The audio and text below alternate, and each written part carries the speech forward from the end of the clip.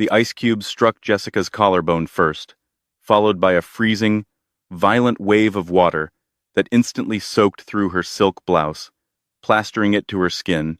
The crystal goblet slammed back down onto the mahogany table with a sharp, echoing crack. The entire dining room, filled with 20 of New York's most influential socialites, went dead silent. She stood there, dripping, mascara stinging her eyes, as her future mother-in-law wiped a stray drop from her manicured hand, a look of utter disgust contorting her face. "Know your place, you pathetic gold digger," she hissed. Her fiancé sat frozen, staring at his plate.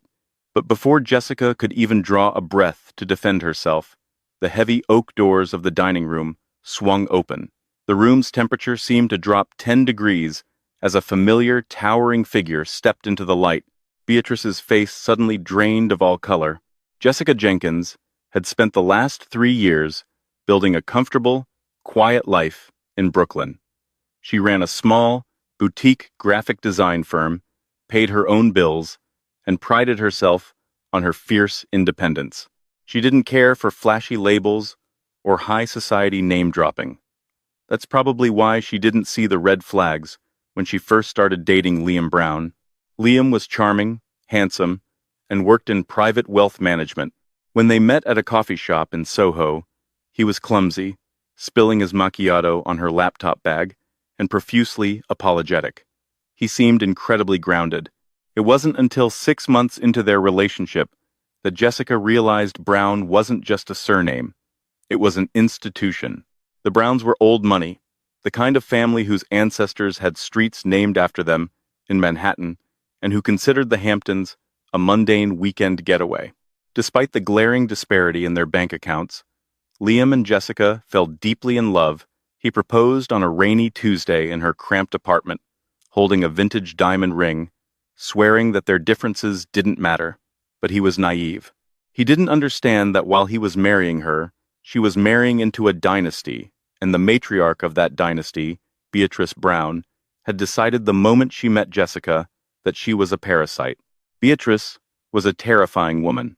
She was impeccably preserved, dressed exclusively in tailored Chanel, and wielded passive aggression like a scalpel. From the beginning, she made her disdain for Jessica clear. She would forget to invite her to family gatherings, intentionally mispronounce her last name as Jenkins, and constantly gift her etiquette books for the holidays. "She just needs time to warm up to you, Jessica," Liam would say, massaging her shoulders after another agonizing Sunday brunch, where Beatrice had pointedly asked if her little drawing hobby was making enough to pay for her subway fare. "She's protective. My older brother, Richard, had a messy divorce. She's just terrified of opportunists." "I have my own business, Liam," Jessica had argued, exhaustion seeping into her bones. "I don't want a dime of your family's money." "I know that," he kissed her forehead. "And soon, she will too, which is why this weekend is so important." This weekend was the annual Brown Summer Gala at their sprawling estate in East Hampton. But it wasn't just a gala. It was going to be their official engagement celebration. Liam had convinced Beatrice to host a private, intimate dinner for 20 of their closest friends and family members the night before the big party, specifically to welcome Jessica into the fold. She should have known it was a trap.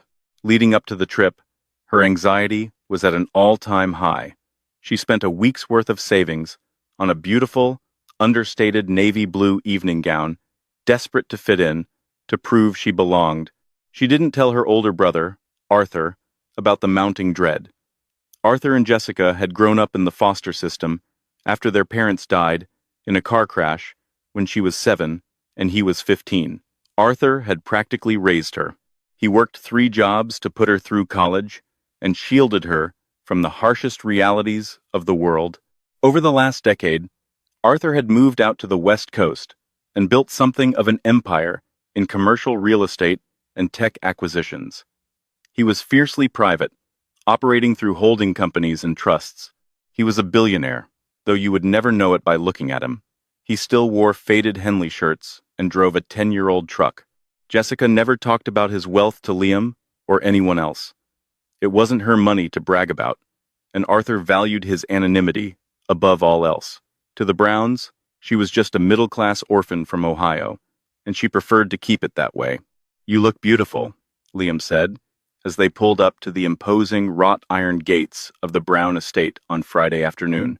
The driveway was lined with centuries-old oak trees, leading up to a massive stone mansion that looked more like a fortress than a home. Jessica took a deep, shaky breath, smoothing down her skirt.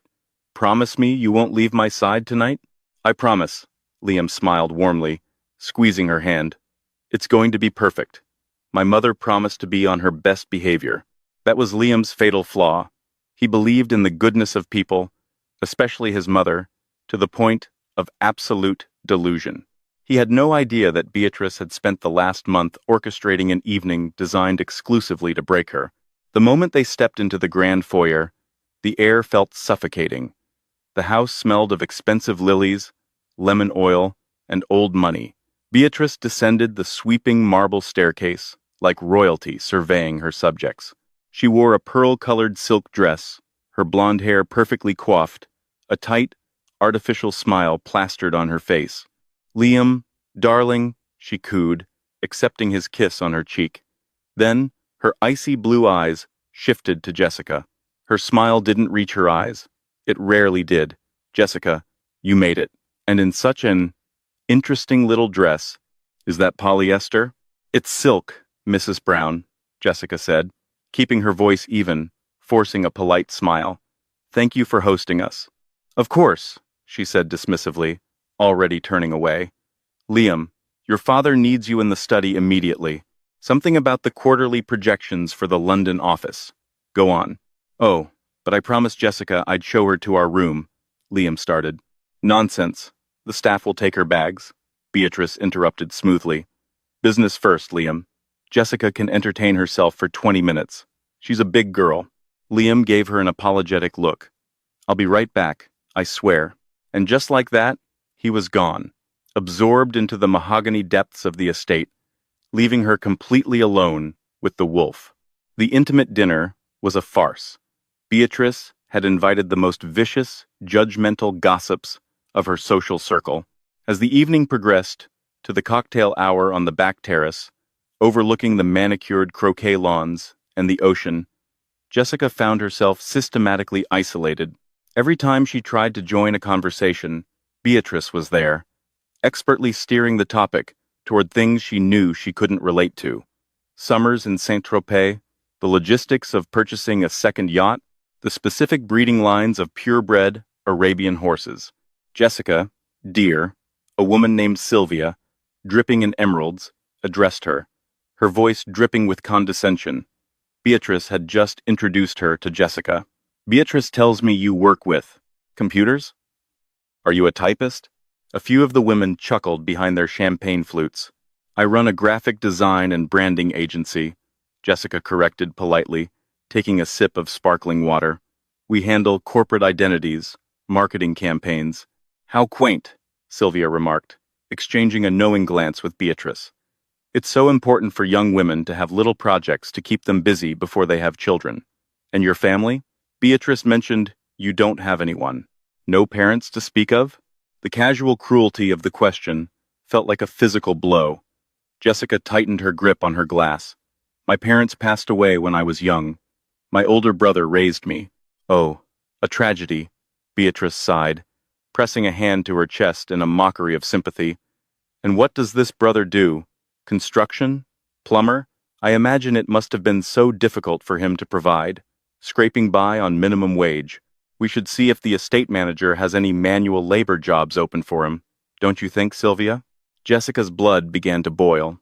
It was one thing for Beatrice to attack her, but insulting Arthur, the man who sacrificed his own youth to give her a future, was crossing a line she didn't know she had.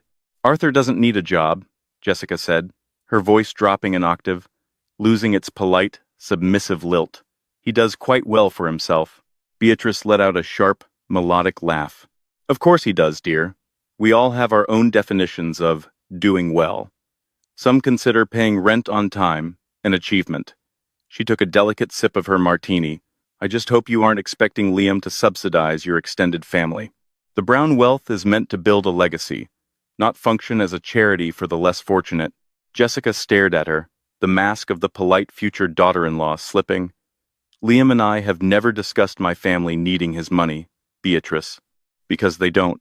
Beatrice's eyes narrowed. The playful hostility vanished, replaced by a cold, hard glare. Watch your tone with me, little girl. You might have blinded my son with whatever cheap tricks you use, but I see exactly what you are. You are a social climber, desperate for a handout. You are not one of us, and you never will be. Before Jessica could respond, a chime echoed through the terrace. Dinner was served. Liam finally emerged from the house, looking exhausted, completely oblivious to the war that had just been declared. He wrapped an arm around her waist, kissing her temple. Sorry that took so long. Ready for dinner? She looked at him, then at Beatrice, who was already walking toward the dining room, her posture victorious. She should have told Liam they were leaving right then. She should have walked out, but stubbornness rooted her to the spot. She wasn't going to let Beatrice chase her away. Yes, Jessica said quietly, her heart pounding a frantic rhythm against her ribs. Let's eat. The dining room was a masterclass in intimidation. An enormous crystal chandelier hung over a long mahogany table set for 20. Heavy silver cutlery gleamed under the warm light. Jessica was seated uncomfortably far from Liam.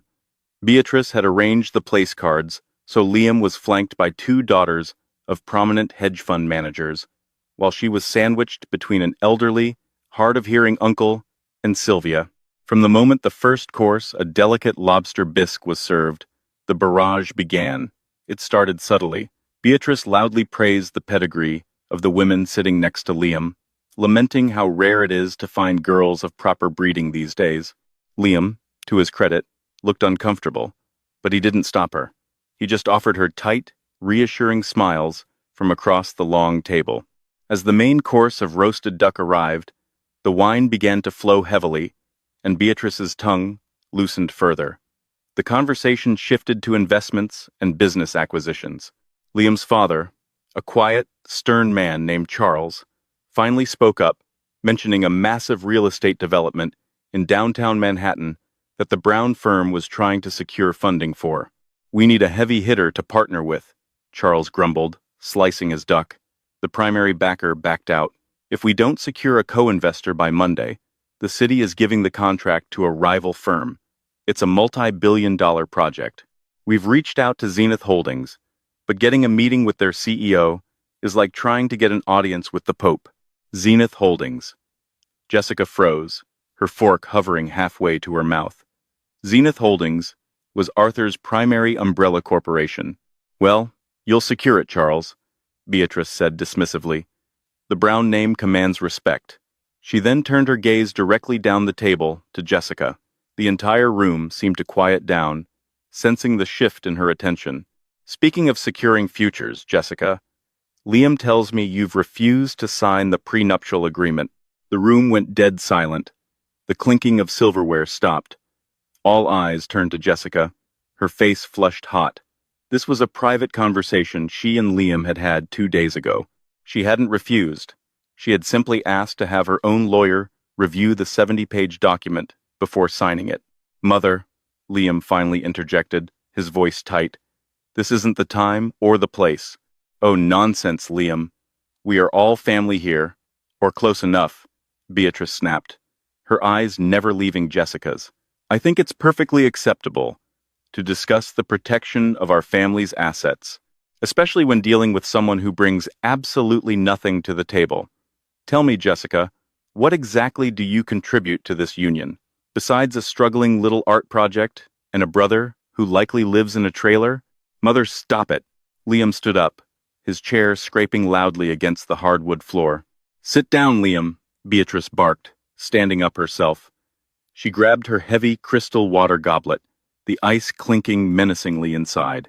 She leaned forward, glaring at Jessica with unhinged fury. I will not let this grifter manipulate you. Look at her. Look at her cheap dress and her pathetic silence. She is nothing. Her family is nothing. A couple of street rats trying to leech off.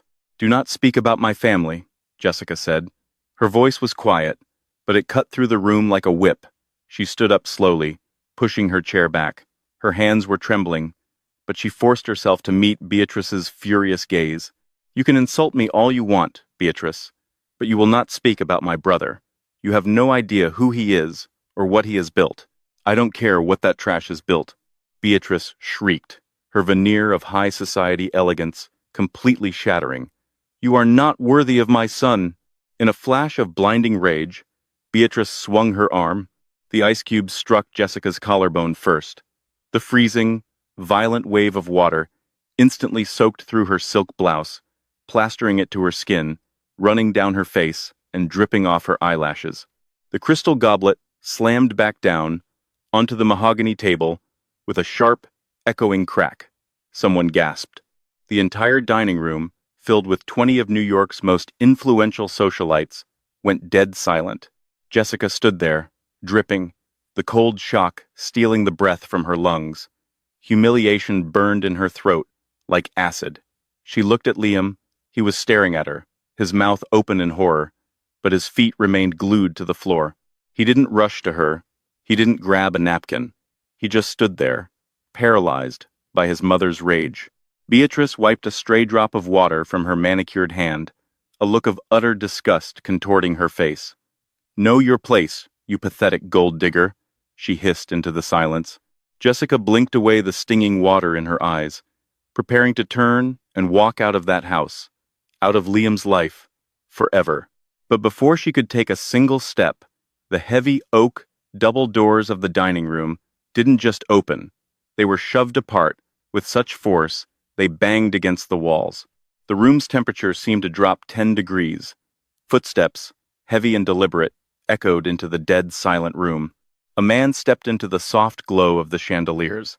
He was in his mid-30s, wearing a sharply tailored, midnight blue Tom Ford suit that screamed power. He was over 6 feet tall, with broad shoulders, piercing dark eyes, and a jawline set in stone. He exuded an aura of total, terrifying authority. 2 men in dark suits, security stood silently in the hallway behind him. Beatrice's face suddenly drained of all color. Beside her, Charles Brown dropped his knife. It clattered against his plate loudly. "Mr. Jenkins," Charles stuttered, his voice trembling, his arrogant posture dissolving instantly. "We didn't expect you. The security didn't say." Arthur didn't even look at Charles. His cold, dark eyes swept the room, taking in the frozen guests, taking in Liam standing uselessly by his chair, and finally, landing on Jessica. He saw her soaking wet dress. He saw the ice cubes melting on the table in front of Beatrice. He saw the tears of humiliation she was desperately trying to hold back. A muscle ticked in Arthur's jaw. The silence in the room became suffocating, pregnant with a violent kind of tension. He slowly turned his gaze to Beatrice, who was now trembling, her hands still resting near the empty water goblet. "I received an invitation to an engagement dinner," Arthur said, his voice dangerously low, a calm, lethal rumble that echoed off the mahogany walls. "But it appears I've walked into a mistake." He took a slow step into the room, his eyes locking onto Beatrice with the intensity of a predator. "Is there a problem here, Mrs. Brown?" Arthur asked softly. "Or did you just accidentally spill water on my little sister?"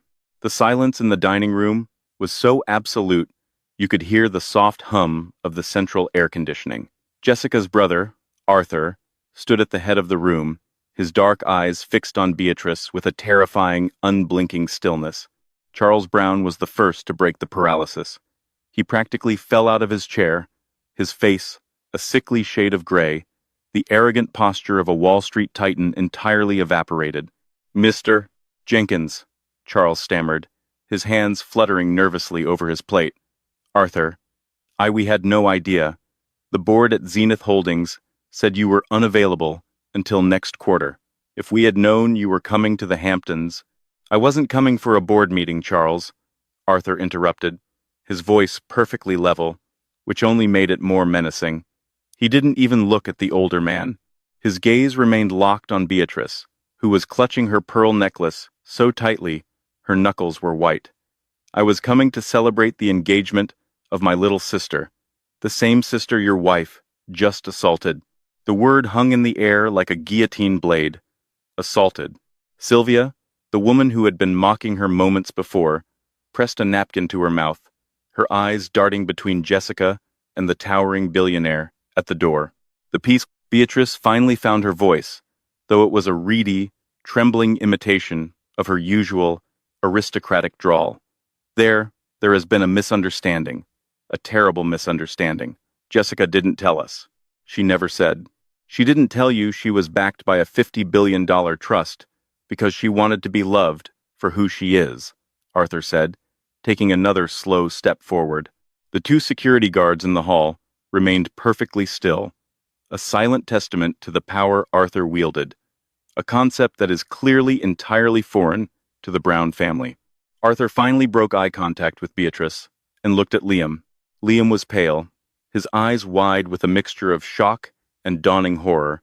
He looked from Jessica, soaking wet and shivering, to her brother. "Jessica, why didn't you tell me?" he whispered, his voice cracking. The betrayal Jessica felt in that moment superseded the cold of the ice water soaking into her skin. "Because it shouldn't have mattered, Liam," she said, her voice shaking, though not from the cold. "And clearly, it didn't. You let her do this." I didn't know she was going," Liam stuttered, taking a step toward her, reaching out a hand. "Do not touch her," Arthur commanded. The words were quiet, but they cracked like a whip across the room. Liam froze, instantly retreating. Arthur walked the length of the long mahogany table.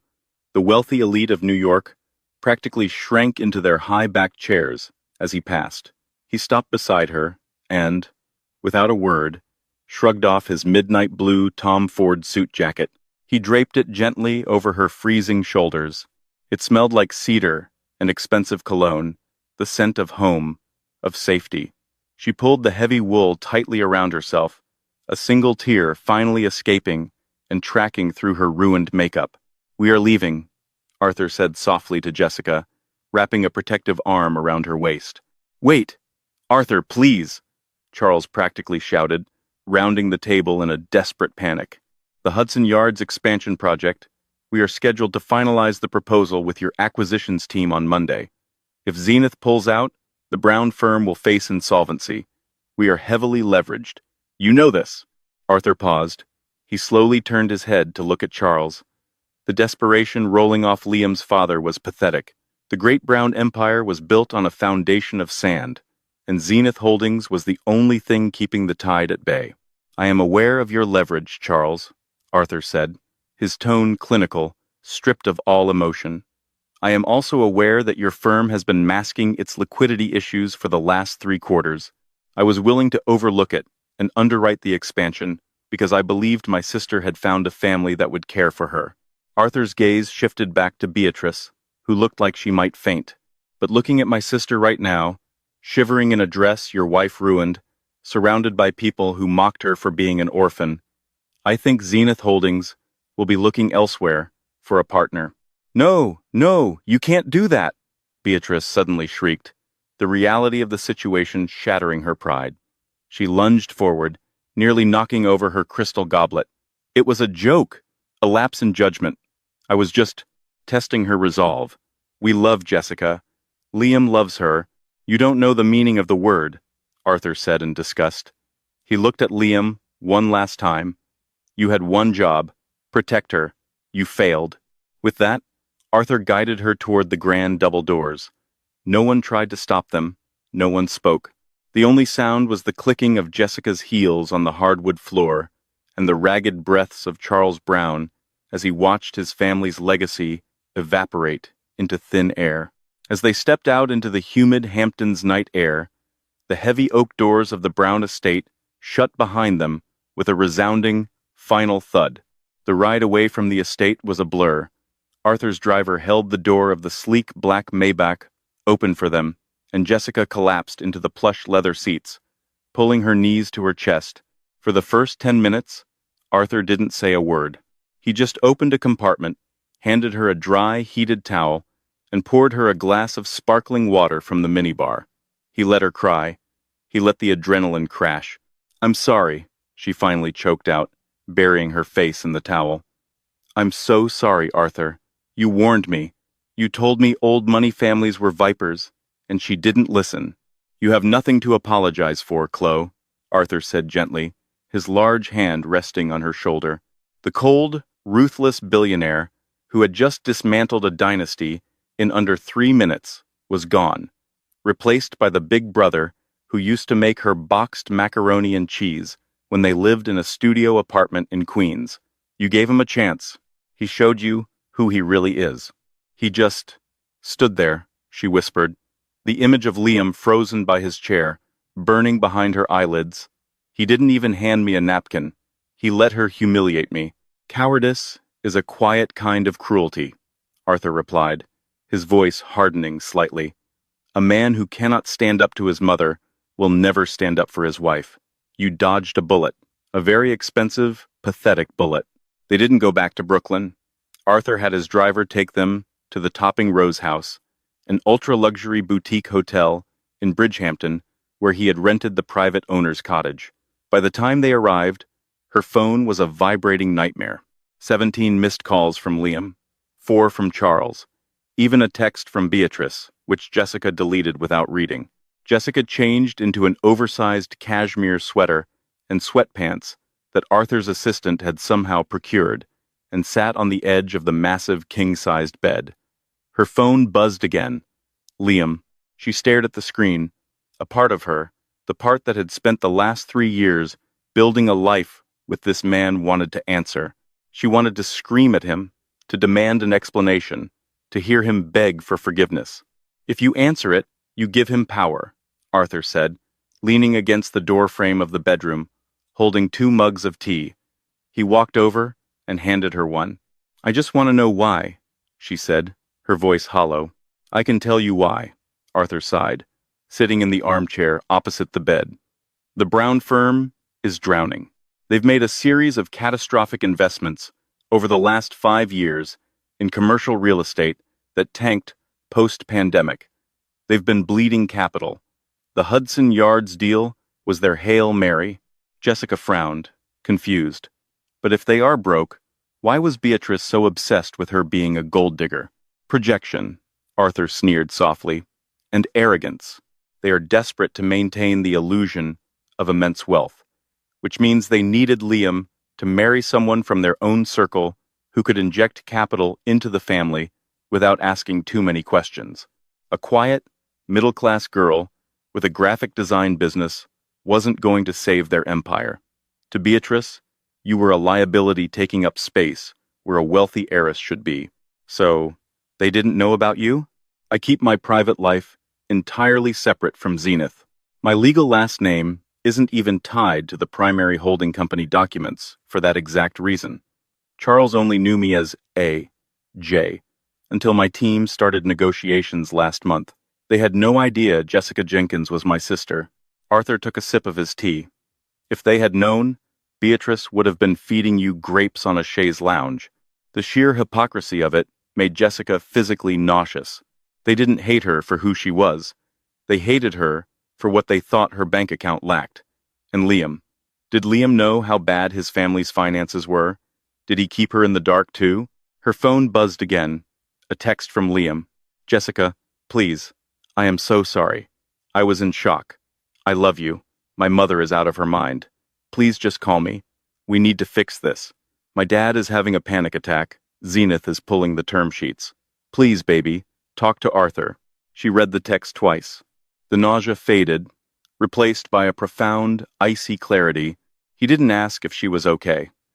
He didn't ask if she was warm, or if she needed him to come to her. He apologized, yes. But nestled right there, in his panic, was the true priority. Zenith is pulling the term sheets. Talk to Arthur. He wanted her to be his broker. He wanted her to fix the mess his mother created so his family wouldn't lose their fortune. She handed the phone to Arthur. He read the text, his expression remaining impassive, but his jaw tightened. What do you want to do, Jessica? Arthur asked quietly. It's your life. It's your relationship. If you want me to fund his father's company so you can have your wedding, I will. I'll buy the whole damn firm and put it in your name if it makes you happy. Jessica looked at the diamond engagement ring on her left hand. In the soft light of the hotel room, it suddenly looked cheap. It felt heavy, like a shackle. "No," she said, her voice steady for the first time that night. "I don't want his ring, and I don't want his family." She took the ring off, the metal sliding easily over her knuckle. She placed it on the nightstand. "I want to go home, Arthur. Back to Brooklyn." Arthur nodded, a faint smile touching the corners of his mouth. "Okay, we'll head out first thing in the morning." But the Browns weren't going to let a multi-billion-dollar lifeline slip away quietly in the night. At 7 a.m. the next morning, as Jessica was packing her small overnight bag, a heavy knock echoed through the cottage. Arthur's security detail murmured something outside the door. She walked out to the living room to find Arthur standing by the front window, looking out at the gravel driveway. "It seems," Arthur said, his voice laced with dangerous amusement, "that Liam and his parents have decided to pay us a visit, and Beatrice is carrying a bakery box. I think they brought apology croissants." Jessica walked up to the window and peered through the sheer curtains. There they were, the great Brown family, standing on the pristine gravel of the topping Rose House driveway, looking entirely out of their element. Charles was pacing, his phone pressed to his ear, his face flushed and sweating despite the cool morning breeze.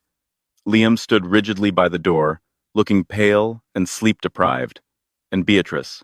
Beatrice was a sight Jessica would never forget. The immaculate, terrifying matriarch from last night was gone. She was wearing a trench coat, hastily tied over what looked like loungewear, her hair pulled back into a severe, messy knot. In her hands, as Arthur had noted, was a pink pastry box from a local artisanal bakery. The irony was suffocating. 12 hours ago, she wasn't fit to eat at her table. Now, she was delivering her breakfast. "Let them in," she said, her voice eerily calm. The anxiety that usually spiked in her chest whenever Beatrice was near had completely vanished. It had been replaced by a cold, hard shell. Arthur raised an eyebrow, a smirk playing on his lips.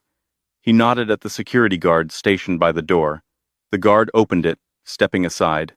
The Browns practically tumbled into the foyer. The moment Beatrice saw Jessica, her face contorted into a mask of exaggerated, frantic relief. "Jessica? Oh, my sweet girl," Beatrice cried out, rushing forward. She shoved the pastry box onto a side table and reached out to grab her hands. Jessica took a deliberate step back, crossing her arms over her chest. Her hands grabbed empty air. The fake smile on her face faltered for a fraction of a second before she forced it back into place. "We were so worried," Beatrice stammered, her eyes darting nervously to Arthur, who remained leaning against the wall, sipping his tea with the casual detachment of a man watching a predictable movie. It was a disaster. I had too much to drink, darling. The stress of the gala, the mixing of medications. I wasn't in my right mind. I would never, ever, intentionally hurt you. You're going to be my daughter. You threw a glass of ice water at my head and called me a gold digger in front of 20 people, she stated flatly. She didn't yell. She didn't cry. She just stated the facts. "It was a terrible, tasteless joke," Beatrice pleaded, her voice pitching higher. "I was trying to show those awful, judgmental women that you were strong, that you could handle the pressure of our world. It was a test, Jessica, and you passed. You stood up for yourself beautifully." The delusion was staggering. Jessica looked at Liam. He was staring at the floor, refusing to meet her eyes. "Liam," Jessica said. He flinched, finally looking up. "Is that what you think happened? A test?" Liam swallowed hard, stepping forward. He reached into his pocket and pulled out a small velvet box, the ring she had left on the nightstand. He must have somehow intercepted it from the hotel staff, or perhaps she had left it on the entryway console in her rush. Actually, no, it was still on the nightstand. He had a different box. "Jessica, please," Liam begged, his voice cracking. "My mother is deeply, profoundly sorry. We both are. I was paralyzed last night. I've never seen her act like that, and I froze. It was the biggest mistake of my life. I love you. We are meant to be together. Please, put the ring back on. Let's go back to the city. We can go to couples counseling. We can fix this. You want to fix our relationship? She asked, tilting her head. Or do you want to fix your father's balance sheet? Charles, who had been hovering near the door, finally broke. Arthur, Mr. Jenkins, please, he pleaded, bypassing Jessica entirely to address her brother. I understand your anger. I do. My wife's behavior was inexcusable. But you cannot punish thousands of employees and decades of legacy for the actions of one woman. If Zenith pulls out of the Hudson Yards deal today, the banks will call in our loans by Wednesday. We will be bankrupt. Everything we have, it will be gone.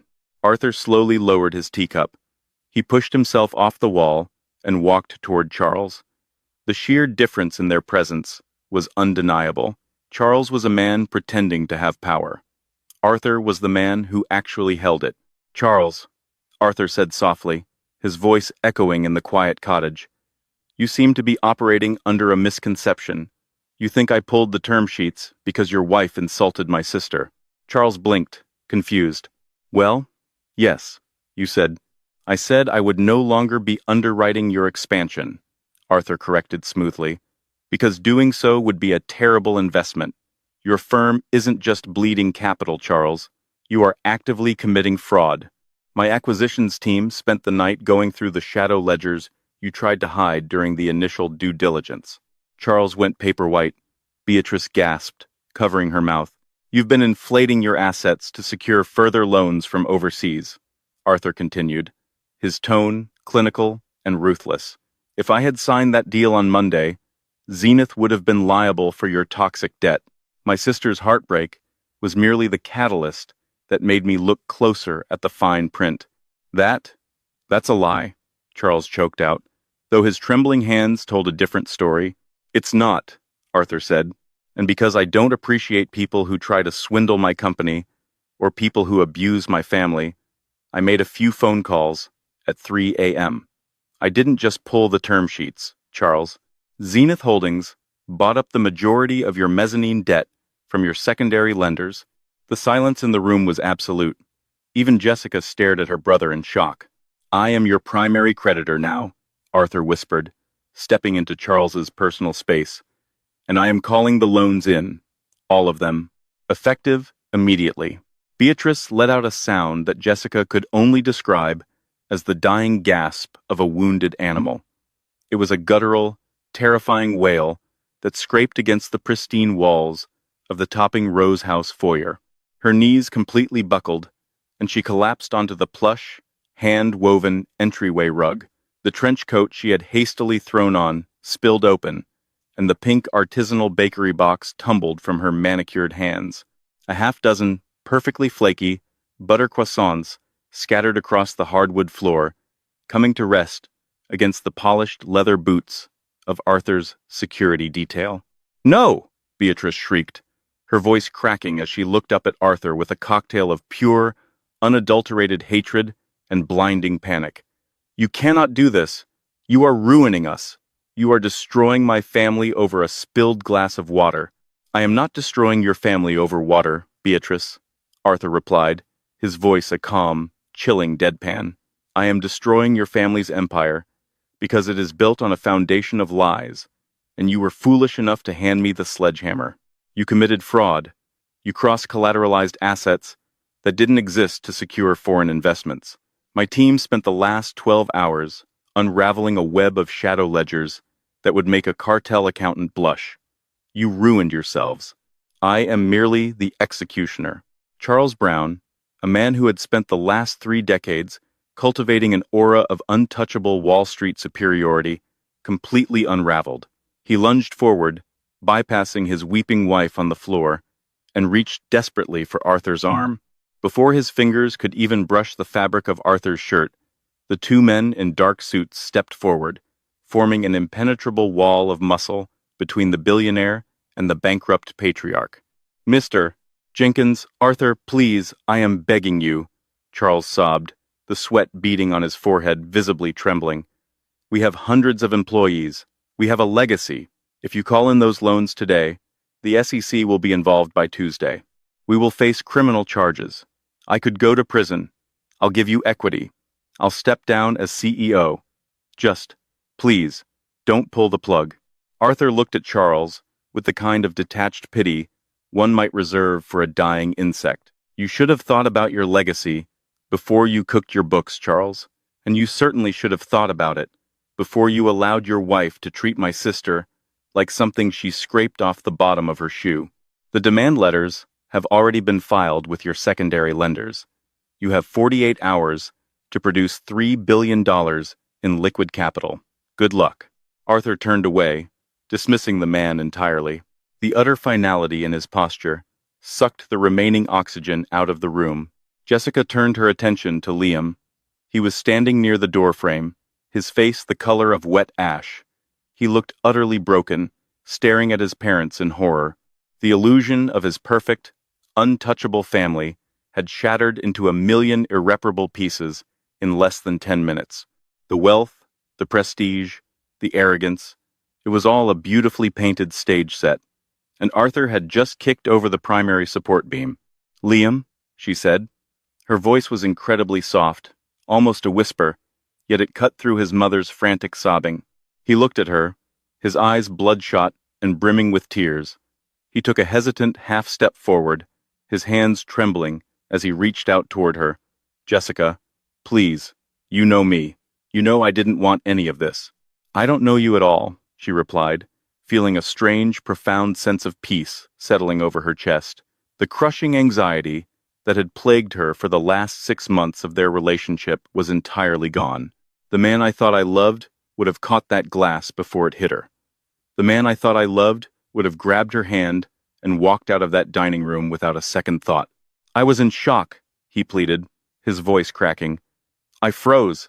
People freeze, Jessica. It was a mistake." "You didn't freeze, Liam," she corrected gently, shaking her head. "You made a choice.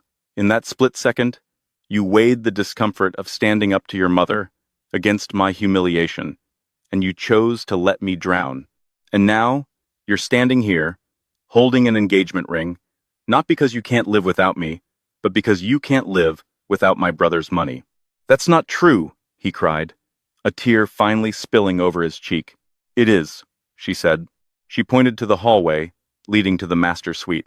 "The ring is on the nightstand. Keep it. Sell it to pay for your father's defense attorney. Do whatever you need to do. But do not ever contact me again. If you text me, I will block you. If you show up at my apartment, I will have you arrested for harassment. We are completely, unequivocally done." She didn't wait for his response. She turned her back on the man she had almost married and walked over to her brother. "I'm ready to go home, Arthur." Arthur nodded, a fierce, protective pride shining in his dark eyes. He looked at his security detail. "Escort the Browns off the property. If they resist, call the local authorities for trespassing." They didn't wait to watch them be forcibly removed. Arthur placed a heavy, warm hand on the center of her back and guided her out the rear exit of the cottage, toward the gravel driveway where the sleek black Maybach was idling. As they pulled away from the Topping Rose house, Jessica rolled down the tinted window just a fraction. The cool morning air rushed in, carrying the scent of salt water and pine. She looked back one last time. She could see Liam standing on the pristine driveway, his shoulders slumped, his head buried in his hands. Beside him, Charles was furiously dialing his phone, while Beatrice remained on her knees in the dirt, staring blankly at the scattered croissants. She rolled the window up, sealing out the noise, the drama, and the toxicity forever. The collapse of the Brown Empire was swift, brutal, and incredibly public. It was the talk of Manhattan, dominating the financial news networks and the society pages alike. Monday morning, at 9 a.m., Zenith Holdings officially acquired the mezzanine debt and issued the demand letters. By Tuesday afternoon, unable to produce the required billions, the Brown firm defaulted. The ensuing panic on Wall Street was immediate. The firm was forced to declare Chapter 11 bankruptcy by Thursday. But Arthur's warnings about the shadow ledgers hadn't been an empty threat. The sudden bankruptcy triggered an automatic audit, and federal regulators descended on the Brown headquarters like a swarm of locusts. They uncovered nearly a decade of rampant financial mismanagement, inflated assets, and wire fraud. The fallout was spectacular. The family's assets were seized and liquidated to pay off their massive list of creditors. The sprawling East Hampton estate, the very place where Beatrice had thrown ice water in Jessica's face, was auctioned off to a tech billionaire from Silicon Valley, who immediately bulldozed the historic mansion to build a modern, glass-paneled smart home. Their penthouse on the Upper East Side was sold, and their memberships to every elite country club and dining society in the city were quietly but firmly revoked. The social exile was perhaps the hardest blow for Beatrice. In the world of old money, poverty, and scandal were treated like contagious diseases. Sylvia, the woman dripping in emeralds who had mocked her career, was the first to cut ties, publicly claiming she barely knew the Browns. 3 months after the engagement dinner, a tabloid published a photo of Beatrice being politely but firmly escorted out of the dining room at the Plaza Hotel because her credit card had declined. She was wearing last season's Chanel, looking gaunt and furious. Liam didn't fare much better. He tried to leverage his Ivy League degree and his years of experience at his father's firm to find a new position, but his last name had become radioactive in the financial sector. No reputable bank or wealth management firm would touch anyone associated with the Brown fraud scandal. Last heard through the grapevine, he had relocated to Chicago, working a mid-level accounting job under an assumed name, living in a studio apartment that was a fraction of the size of the walk-in closet he grew up with.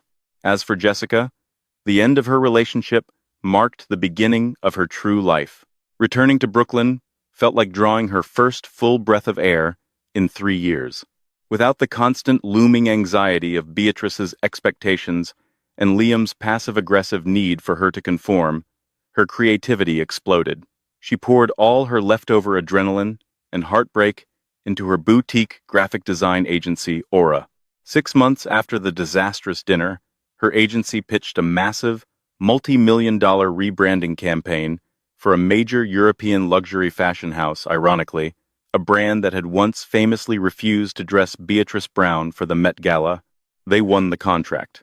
The influx of capital allowed her to expand her team. She moved her offices from a cramped co-working space into a stunning, sun-drenched loft in Dumbo, overlooking the Brooklyn Bridge and the Manhattan skyline. She bought her own vintage diamond ring, a beautiful Art Deco piece, and wore it on her right hand as a promise to never compromise her own worth for someone else's approval again. Her relationship with Arthur shifted too. The incident had forced him to drop the extreme secrecy he had maintained to protect her.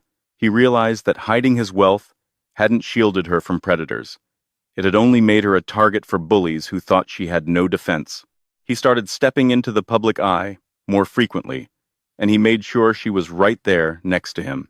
They began attending highly publicized charity galas and foundation dinners together. When the paparazzi snapped photos of them, the captions didn't read Arthur Jenkins and a mystery guest.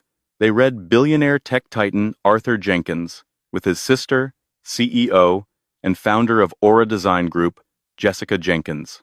Jessica was no longer a secret to be kept, nor a charity case to be pitied. They were equals, standing side by side. One crisp Friday evening, about a year after the breakup, Jessica was sitting in her favorite local coffee shop in Williamsburg, sketching ideas on her tablet. The bell above the door chimed, and a familiar scent of overly heavy floral perfume wafted into the small space. She looked up, standing by the pastry counter, looking older, tired, and deeply out of place in the hipster-filled cafe, was Beatrice Brown. Beatrice saw her, her eyes widening in recognition. For a moment, they just stared at each other across the room. Jessica waited for the familiar spike of fear, the urge to shrink herself to make the older woman comfortable. But it never came. She just felt a profound, echoing emptiness. Beatrice took a step toward her table, her mouth opening, perhaps to apologize, perhaps to beg for a connection to her brother's wealth. But before she could speak, Jessica simply picked up her coffee cup, offered her a small, polite, and completely icy smile, and turned her eyes back to her screen. She stopped in her tracks.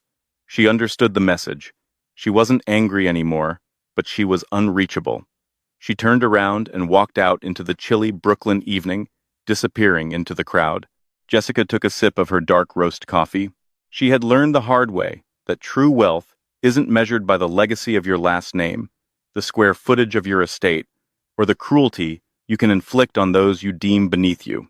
It is measured by the resilience of your spirit, the integrity of your work, and the people who will tear down the walls of a mansion just to hand you a dry towel. She was Jessica Jenkins, and her life was just getting started. Wow, what a wild ride. If Jessica's story taught us anything, it's that true colors always shine through, eventually, and karma never misses a beat, especially when you mess with the wrong family. Beatrice thought she held all the cards, but she had no idea she was playing against the owner of the casino. Have you ever dealt with a toxic mother-in-law or a partner who refused to stand up for you? Drop your stories in the comments below. We love reading them and supporting this amazing community. If you love this story of ultimate revenge, boundaries, and standing your ground, make sure to hit that like button. It really helps the channel grow. Don't forget to share this video with someone who needs a reminder of their own worth, and subscribe with notifications turned on so you never miss another dramatic, real-life story just like this one.